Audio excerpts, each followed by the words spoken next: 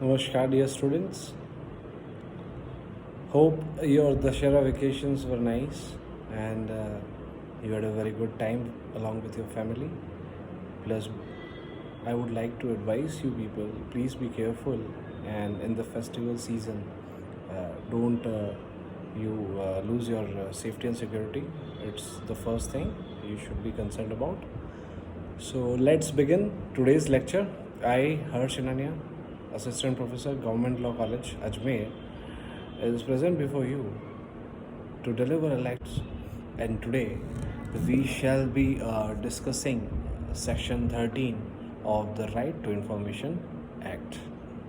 As you all know, we were talking about the Central Information Commission, and which is the apex body which is at the top helm of affairs with regard to the Right to Information Act. Okay, so it has a very important role to play, and we had discussed under Section 12 that where shall it sit and also the various things regarding it. So today we will try to understand Section 13. Okay, so Section 13 at the outset specifically lays down that there shall be a Central Information Commissioner. Okay, so the Chief Information Commissioner is appointed for a term of 5 years, or he shall act till 65 years of age, whichever is earlier. Okay, so it was the provision which was provided in the earlier Right to Information Act. But recently in 2019, our country saw an amendment brought about in the month of August.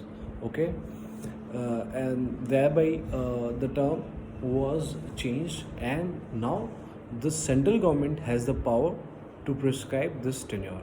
Okay, and thereafter this amendment was by virtue of this amendment rules were notified in around October 2019.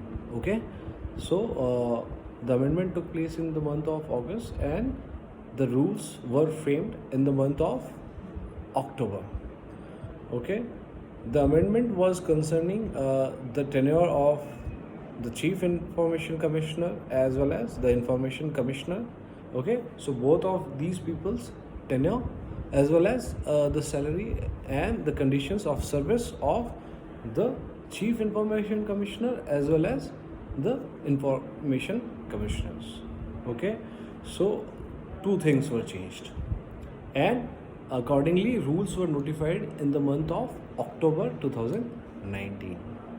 But thereafter we saw a public interest litigation which was filed, okay, before the Honorable Supreme Court, and thereafter a notice was issued to the central government, and the matter is still pending. So it is as of now sub judice before the court. So whatever order Honorable Court passes, whether it might be an interim or ad interim relief, so it will be governed accordingly. And if any relief is not given, then the will of the parliament will prevail.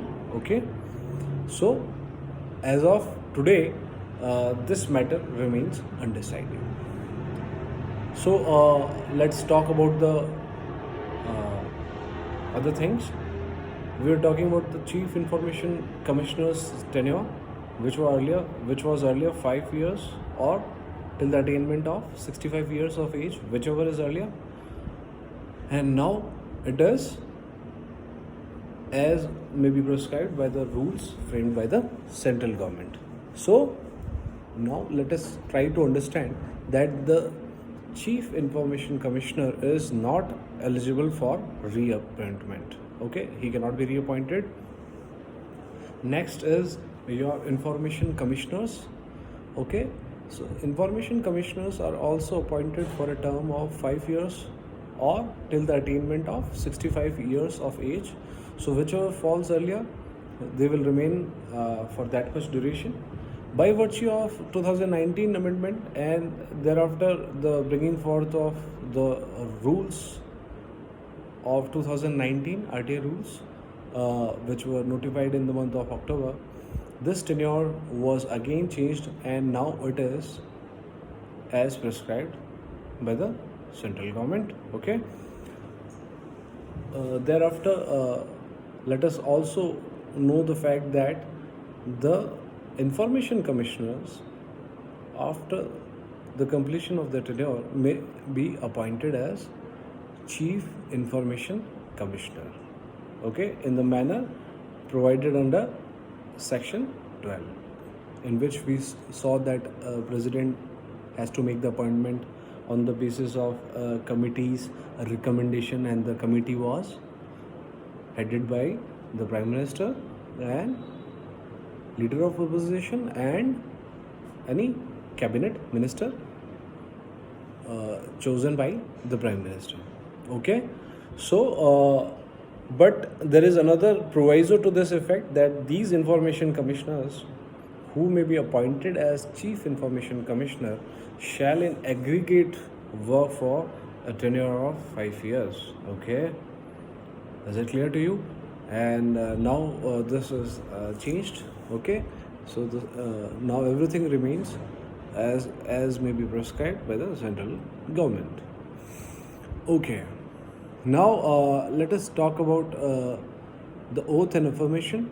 Okay, this Chief Information Commissioner as well as the other information commissioners are to scribe a oath or affirmation before the President or any other officer appointed by the President of India. Okay,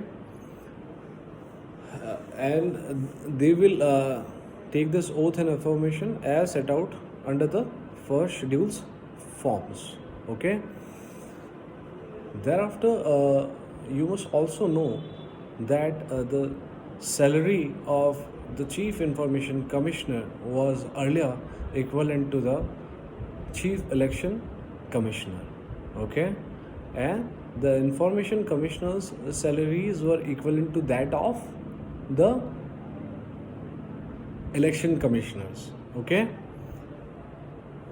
and after appointment their salaries will not be varied to their disadvantage. However, there is one fact that earlier, if, and this provision remains as of now also, if any of these Chief Information Commissioner or the Information Commissioners were serving earlier in the central government or the state government, okay, or were serving in any corporation created by an act of Parliament or state legislature, or were working under a company, a government company of the center or the state. Okay, so in that case the formula of pay minus pension will prevail. Okay, so whatever pay they are getting as of now will be reduced by the amount of pension they are receiving from the earlier services. Okay, but today, as of today, due to the recent amendment and subsequently the listing of the rules in 2019, October 2019, what has happened is the salaries and the conditions of the service of the Chief Information Commissioner as well as the Information Commissioners are now regulated by the rules of the central government. Now the central government has the utmost say in this regard, and it remains to their discretion. Okay,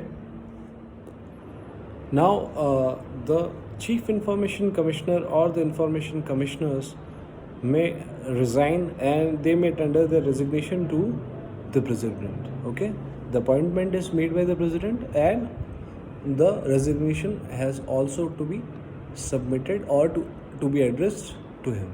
Okay, also they may be removed in the manner which is provided under Section 14, which we'll be studying in the later video. Okay, and lastly, the central government shall provide the Chief Information Commissioner or the Information Commissioners with such number of officers and employees as may be necessary for the efficient efficient performance of their duties. Okay, and such officers and employees conditions of service will be regulated by the central government. Okay, thank you dear students for being here. We had such a good time, and please do take very good care of you, okay, and your family members as well. Thank you for listening so patiently and carefully. Have a great day.